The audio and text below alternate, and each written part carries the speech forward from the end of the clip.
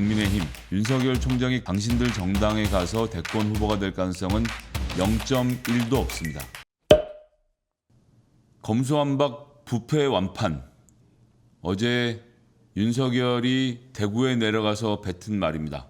검찰의 수사권을 완전 박탈하면 부패가 완전 판치게 된다. 이걸 말장난이라고 만들어냈으니 참 한심하다고 하지 않을 수 없는데요. 덕분에 모든 국민들이 검찰의 수사권을 완전 박탈을 하라는 검수완박 이야기를 들었다는 측면에서는 아주 재미있는 사건입니다. 정치 금밟는 윤석열. 한국일보 검찰에 매우 친화적이면서도 진보 보수의 한가운데서 기사를 작성하는 한국일보조차도 정치 금밟는 윤석열이라고 이야기를 하고 있습니다. 검수완박, 검찰 수사권 완전 박탈은 부패 완판, 부패를 완전히 판치게 한다는 뜻이라고 표현을 하면서 검찰의 수사권을 뺏으려는 시도에 거듭 반발의 뜻을 표했다. 수사권을 뺏는 게 아니라 정상으로 돌리는 것이죠. 전날 공개된 언론 인터뷰 입장문 발표에 이어서 이번엔 대구 고검을 방문하면서 공개 발언까지 했다는 점에서 여론전을 이어가며 정치적 대응을 하겠다고 마음먹은 것이라는 해석이 나오고 있는 것입니다. 특히 정계 진출 가능성과 관련돼서 지난해 10월 공정감사 때처럼 다시 한번 즉답을 표하면서 그 여지를 남겨놓은 것입니다. 총장직을 물러난 이후에 정치에 뛰어들 것이라는 일각의 의심에 전혀 선을 긋지 않은 셈이죠.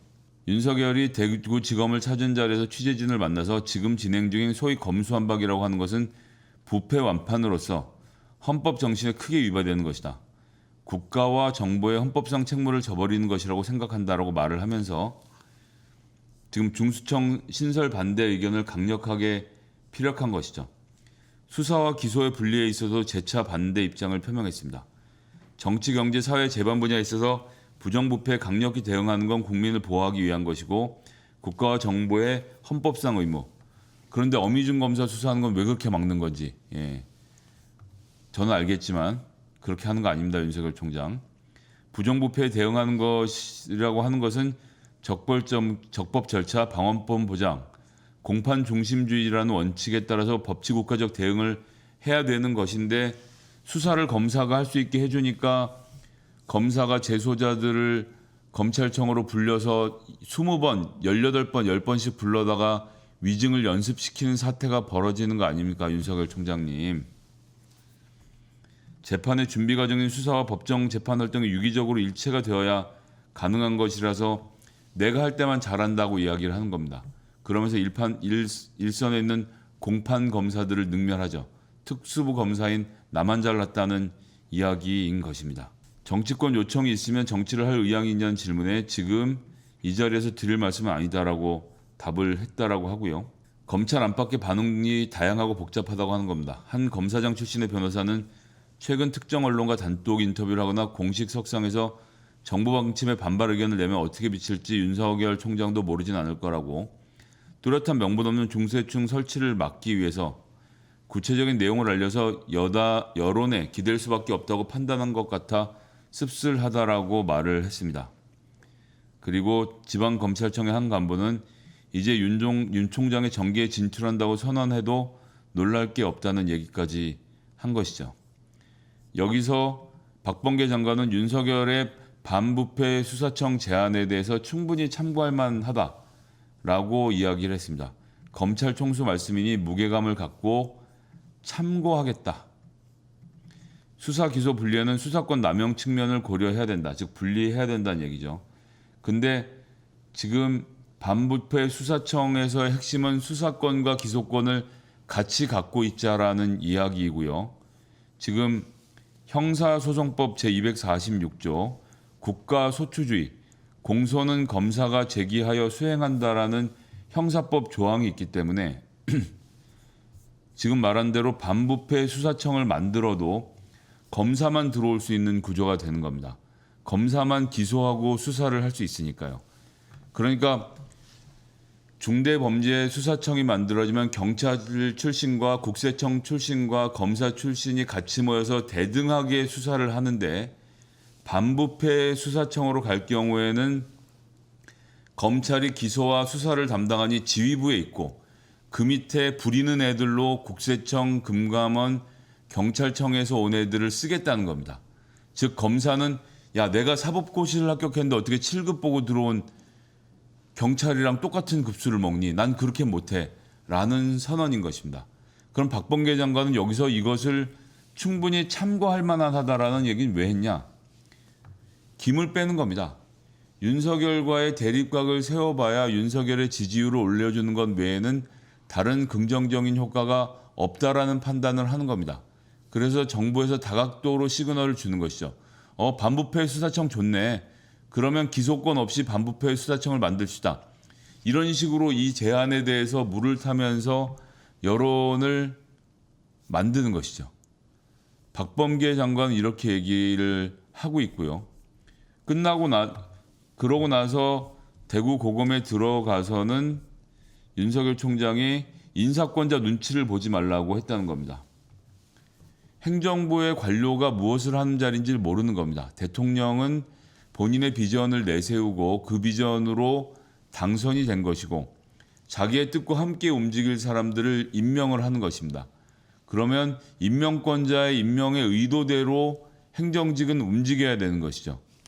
인사권자가 어떤 특정 수사를 하지 말라라고 한다면 그건 직을 거고 막아야 되겠지만 인사권자의 방향이 수사권을 분리하는 방향으로 가면 거기에 맞춰서 윤석열도 행동해야 되는 것인데 인사권자 눈치 보지 말라라는 정치적 선언을 하는 지경까지 갔습니다.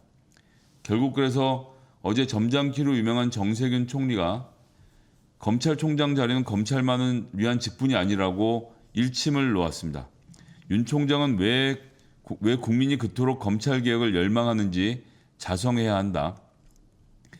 검찰은 이 말하는 정의는 선택적 정의라는 국민의적 비판을 겸허하게 새겨 들어야 한다. 엄정한 법 집행은 검찰 스스로에게도 공평하게 적용돼야 한다라면서 엄희준 검사의 이야기와 룸사롱 검사에 대한 비판을 하고 있습니다.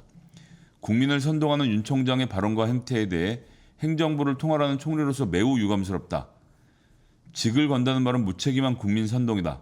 정말 자신의 소신을 밝히려면 직을 내려놓고 당당히 처신해야 한다. 저는 이 상황을 엄중하게 주시할 것이고 총리로서 해야 할 역할에 대해 깊이 고민하겠다라고 쓰고 이날 저녁 JTBC에 출연해서 인터뷰 과정에서 대통령에게 해임을 건의할 것도 고려해 볼 수 있다는 이야기를 꺼냈습니다. 해임을 건의하겠다라고 언론에서 광고할 수는 없는 노릇이기 때문에 해임을 고민하고 있다라는 것을 해임을 건의할 것을 고민하고 있다는 완곡한 표현을 썼지만 조만간에 해임을 요청할 가능성도 전 짚어볼 수 있다라고 봅니다. 그런데 여기서 동아일보의 보도가 나왔습니다. 윤 총장 이르면 오늘 사의를 표명할 듯 내가 총장직을 지키고 있어서 중대범죄수사청을 도입해 국가 형사사법 시스템을 망가뜨리려고 하는 것 같다. 내가 그만둬야 멈추는 것 아니냐라면서 주변에 사의 표명할 의사를 내비쳤다라는 것을 동아일보가 단독 보도를 했습니다. 이런 단독 보도는 주로 어떻게 나오느냐? 윤석열이 직접 가르쳐줘야 나오는 얘기인 겁니다. 갑자기 흘러나올 수 없는 구조인 것이고요. 그동안 검찰과 오랜 기간 동안 신뢰를 쌓았던 동아일보가 할 만한 단독 보도인 것입니다. 윤 총장과 가까운 인사는 윤 총장이 주변에 사의를 표명하겠다고 얘기를 한 것으로 안다. 윤 총장은 지금 4일 오전 휴가를 낸 상태고요. 어제 여러 가지 얘기들을 해서 인터뷰, 대구 고검 방문, 오늘 사의 표명까지 한숨에 내달릴 수도 있고 아닐 수도 있습니다. 그럼 동아일보의 기사의 뜻은 뭐냐? 사의 표명 기사가 오늘 오전 뉴스를 덮고 여론의 흐름을 살핀 다음에 오후에 어떤 모종의 결단을 할 가능성이 있는 거죠. 확실한 건 이겁니다. 윤석열은 자기 발로 검찰총장직을 박차고 걸어 나올 것입니다. 지금일지 4월일지는 판단을 하고 있을 것이고요. 지금 흔들고 나와서 서울시 재보궐선거에 영향을 미쳐서 자기의 정치적 존재감을 과시하고 싶을 수 있습니다. 그리고 제가 어제도 말씀드렸던 대로 15에서 17로 반동강난 자기의 지지율 더 놔두면 더 급전직하로 떨어질 것을 직감하고 있기 때문에 나오려면 지금이 타이밍이라고 생각할 수 있습니다. 그리고 윤석열은 정치를 하기로 마음 먹었다. 저는 이렇게 보고 있습니다. 여러 취재 과정을 통해서 확인한 이야기입니다. 어느 순간에 나오는 것이 가장 좋겠는지에 대한 판단을 할 것입니다. 어제 권영진 대구시장 윤석열 총장을 매우 환대하던데요. 국민의힘. 윤석열 총장이 그렇게까지 바보는 아닙니다. 당신들 정당에 가서 대권 후보가 될 가능성은 0.1도 없습니다. 안철수의 중간지대에서 약진과 서울시장 도전, 여기서 안철수의 중간지대 약진 서울시장 도전이 성공한다면 윤석열이 그 성공을 돕기 위해서 3월에 검찰총장을 치고 나와서 문재인 정부와의 각을 세우고 그래서 제3지대에 또아리를 틀고 있으면 이것 자체가 무언의 힘으로 작용해서 안철수의 서울시장 선거 승리를 돕고 그렇게 되면 제3지대에서 서울대 의대 나오신 안철수, 서울대 법대 나오신 금태섭, 서울대 미학과 나오신 진중권, 서울대 의대 나오신 서민, 뭐 이런 중도파의 인사들 플러스 홍석현 등등등등 국민의힘에 들어가진 않고 격조 높은 서민들과 한참 먼 삶을 사셨던 초고위층 엘리트들끼리 모여서 제3지대 정당을 만들고 여러분들은 저를 믿고 따르시면 세상이 편안해질 것입니다라는 선언을 할 가능성도 있습니다. 이들은 태생적으로 가난한 자들, 없이 사는 사람들, 잘 배우지 못한 사람들을 멀리합니다. 그렇기 때문에 지구당을 두고 있는 지역위원회 활동을 해야 하는 기존 정당의 정치에 동의하지 않습니다. 좀 더 깨끗하고 고상한 곳에서 기자들과 와인을 마시고 박사들과 위스키를 마시며 고담 존론을 즐기는 것을 훨씬 좋아하죠. 그런 식의 정치가 가능할 거라고 생각하고 있습니다. 윤석열이 언제 검찰총장직을 차고 나와서 어떤 식으로 정치를 시작하게 될지 지켜봐야겠습니다. 하지만 70년 정당 정치의 역사가 그렇게 만만한 곳이 아니라는 것, 튀어나오기만 하면 바로 시베리아 벌판 한복판이라는 것을 윤석열은 지금은 모릅니다.